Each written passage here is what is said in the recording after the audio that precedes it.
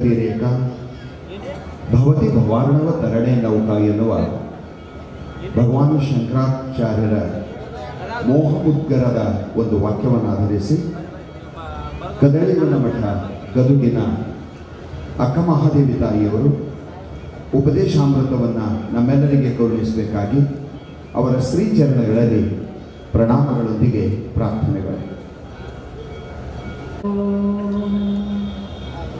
ईश्वरो गुरुरात्मेति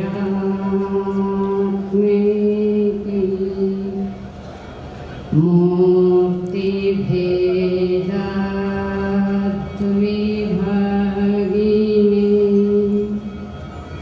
व्योमवद्व्याप्तदेहाय दक्षिणा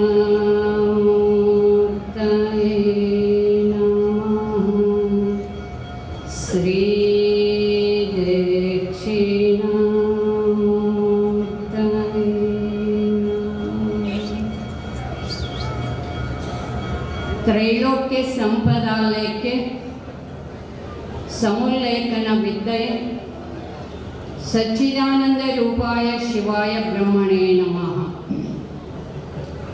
ಪರಮಾರಾಧ್ಯ ಪ್ರಾತಸ್ಮರಣೀಯರಾಗಿ ಜಗದಾದಿ ಜಗದ್ವಂದ್ಯರಾಗಿ ಅದ್ವೈತ ವೇದಾಂತ ತತ್ವವನ್ನು ನಾಡಿನಾದ್ಯಂತವಾಗಿ ಸಂಚರಿಸಿ ಉಪದೇಶವನ್ನು ಗೈದು ಜಗದೋದ್ಧಾರವ ಮಾಡಿರುವ ಜಗದ್ಗುರು ಸಿದ್ಧಾರೂಢ ಮಹಾಸ್ವಾಮಿಗಳವರ ಶ್ರೀಚರಣಕ್ಕೂ ಹಾಗೂ ಜಗದ್ಗುರು ಶಿವಾನಂದ ಮಹಾಸ್ವಾಮಿಗಳವರ ಶ್ರೀಚರಣಕ್ಕೂ ಅನಂತ ಕೋಟಿ ಪ್ರಣಾಮಗಳನ್ನು ಸಲ್ಲಿಸಿ ಆರೋಢ ಪರಂಪರೆ ಎಲ್ಲ ಗುರುವರ್ಯರಿಗೂ ಕೂಡ ಅನಂತ ಕೋಟಿ ಪ್ರಣಾಮಗಳನ್ನು ಸಲ್ಲಿಸಿ ಈ ಕಾರ್ಯಕ್ರಮದ ದಿವ್ಯ ಸನ್ನಿಧಾನ ಸ್ಥಾನವನ್ನು, ಪಾವನ ಸಾನ್ನಿಧ್ಯ ಸ್ಥಾನವನ್ನು, ಅಧ್ಯಕ್ಷ ಸ್ಥಾನವನ್ನು ಅಲಂಕರಿಸಿದ ಮಹಾತ್ಮರ ಶ್ರೀಚರಣದಲ್ಲಿ ಅನಂತ ಕೋಟಿ ಪ್ರಣಾಮಗಳನ್ನು ಸಲ್ಲಿಸಿ ಅವರಿವರೆನ್ನದೇ ವೇದಿಕೆಯ ಮೇಲೆ ಉಪಸ್ಥಿತರಾಗಿರುವ ಸರ್ವ ಮಹಾತ್ಮರೆಲ್ಲರ ಶ್ರೀಚರಣಕ್ಕೂ ಕೂಡ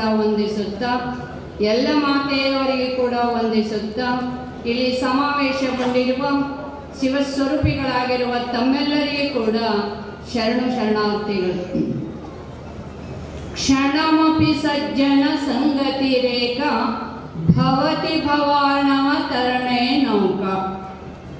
ಇಂದಿನ ದಿವಸ ಎಲ್ಲ ಮಹಾತ್ಮರಿಂದ ಉಪದೇಶ ಮಾಡಲಿಕ್ಕೆ ಆಧಾರವಾಗಿ ತಿಳ್ಕೊಂಡಿರ್ತಕ್ಕಂಥ ಒಂದು ಯಾವ ಭಜಗೋವಿಂದಂ ಅನ್ನುವಂತಹ ಗ್ರಂಥವನ್ನು ರಚಿಸಿರುವ ಶಂಕರಾಚಾರ್ಯರ ಒಂದು ಶ್ಲೋಕವನ್ನು ಆಧಾರವಾಗಿಟ್ಟುಕೊಂಡಿದ್ದಾರೆ.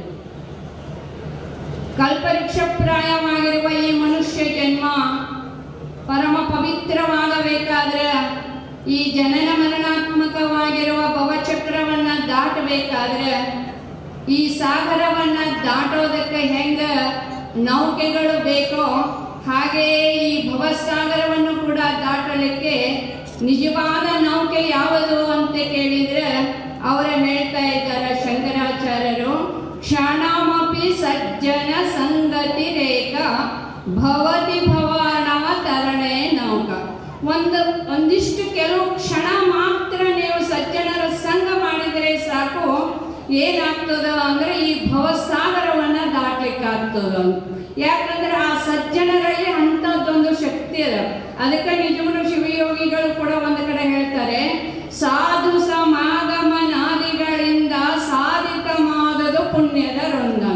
ಒಂದಿಷ್ಟು ಸಾಧು ಸಜ್ಜನರ ಸಂಘವನ್ನು ಮಾಡಿದರೆ ಸಾಕಂತ ನಮಗೆ ಪುಣ್ಯ ಸಿಗ್ತದ. ಅದಕ್ಕೆ ಸಂಘದಲ್ಲಿ ವಿಶೇಷವಾಗಿರ್ತಕ್ಕಂಥ ಶಕ್ತಿ ಅದ. ಜಗತ್ತಿನಲ್ಲಿ ಒಟ್ಟು 2 ಸಂಘ ಅದಾವ. ಒಂದು ಸಜ್ಜನರ ಸಂಘ, ಒಂದು ದುರ್ಜನರ ಸಂಘ. ದುರ್ಜನರ ಸಂಘವನ್ನು ಮಾಡಿದಿ ಅಂತಂದ್ರೆ ಅನಂತ ಪಾಪ ಕರ್ಮಗಳಲ್ಲಿ ಬೀಳ್ತೀಯ. ಇನ್ನು ಸಜ್ಜನರ ಸಂಘವನ್ನು ನೀ ಮಾಡಿದಿ ಅಂದ್ರೆ ಅನಂತ ರೀತಿಯಾಗಿರ್ತಕ್ಕಂಥ ಪುಣ್ಯ ಲಭಿಸ್ತಾ ಇದೆ. ಆ ಪುಣ್ಯ ಫಲದಿಂದ ನೀನೇನೆಲ್ಲ ಆಧ್ಯಾತ್ಮ ಸಾಧನವನ್ನು ಮಾಡಲಿಕ್ಕೆ ಸಾಧ್ಯದ. ಈ ರೀತಿಯಾಗಿ ಏನಾಯಿತು ಅಂದರೆ, ಈಗೇನು ಜಗದ್ಗುರು ಸಿದ್ಧಾರೂಢ ಅಪ್ಪ ಅವರ ಒಂದು 190ನೇ ಜಯಂತ್ಯೋತ್ಸವ ಕಾರ್ಯಕ್ರಮವನ್ನು ಇದ್ದೇವಲ್ಲ, ಈ ಜಗದ್ಗುರು ಸಿದ್ಧಾರೂಢಪ್ಪ ಅವರು ಸಂಚಾರ ದಶೆಯಲ್ಲಿ ಇರುವಾಗ ಸಂಚಾರ ಮಾಡ್ತಾ ಮಾಡ್ತಾ ಯಾವ ನದಿಯ ತಟಾಕದಲ್ಲಿ ಬಂದಾಗ ಯಾವ ಸದ್ಗುರುಗಳ ಸಂಘವನ್ನ ಮಾಡಿತು ಒಂದು ಹುಲಿ. ಒಂದು ಸಾಮಾನ್ಯವಾಗಿರ್ತಕ್ಕಂಥ ಹುಲಿ ಸಿದ್ಧಾರೂಢರ ಸಂಘವನ್ನ ಮಾಡಿದ್ದಕ್ಕೆ ಆ ಹುಲಿ ಮುಂದೆ ಏನಾಗಿ ಹುಟ್ಟಿದ್ರು ಅಂದ್ರೆ ತಮ್ಮೆಲ್ಲರಿಗೂ ಗೊತ್ತದೆ, ಗುರುನಾಥಾರೂಢರಾಗಿ ಹುಟ್ಟಿ ಬಂದ್ರು. ಇದು ಎದರ ಶಕ್ತಿ ಅಂದ್ರೆ ಸಜ್ಜನರ ಸಂಘದ ಫಲ. ಅದಕ್ಕೆ ಕೇಳಿಕೊಂಡ್ರು ಮಹಾತ್ಮರು, ತನು ಇರುವ ತನಕ ಅರೆತವರ ಸಂಘ ಕೊಡು ಅಂತ ಕೇಳಿಕೊಂಡ್ರು. ಅದಕ್ಕೆ ಸಜ್ಜನರ ಸಂಘ ಏನೇನು ಮಾಡ್ತದ ಅಂದ್ರೆ ಇನ್ನೊಂದು ಸುಭಾಷಿತ ಶ್ಲೋಕದಲ್ಲಿ ಬಹಳ ಸುಂದರವಾಗಿ ಹೇಳ್ತಾ ಇದ್ದಾರೆ.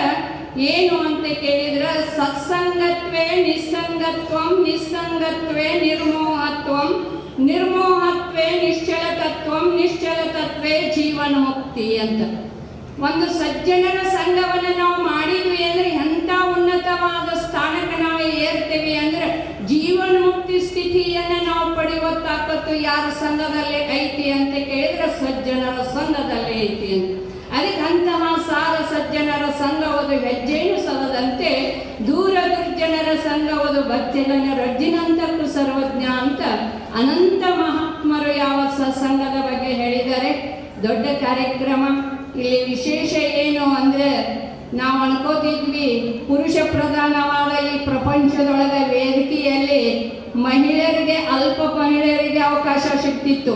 ನಮ್ಮ ಈ ಸಿದ್ಧಾರೂಢ ಮಠದ ಕಮಿಟಿಯವರು ಬರೀ ಪುರುಷ ಪ್ರಧಾನ ಆಗೋದು ಬೇಡ, ಮಹಿಳೆಯರ ಪ್ರಧಾನ ಆಗಲಿ ಅಂತ ನಾನು ಹೀಗೆ ಆ ಪತ್ರಿಕೆ ತಗೊಂಡ ಕಣ್ಣಾಡಿಸಿ ನೋಡಿದಾಗ 65 ಮಂದಿ ಮಹಿಳೆಯರನ್ನ ಹಾಕಿ ಈ ಕಾರ್ಯಕ್ರಮದಲ್ಲಿ ದಾಖಲೆ ಮಾಡಿದರು ನಮ್ಮ ಸಿದ್ಧಾರೂಢ ಮಠದ ಕಮಿಟಿಯವರು.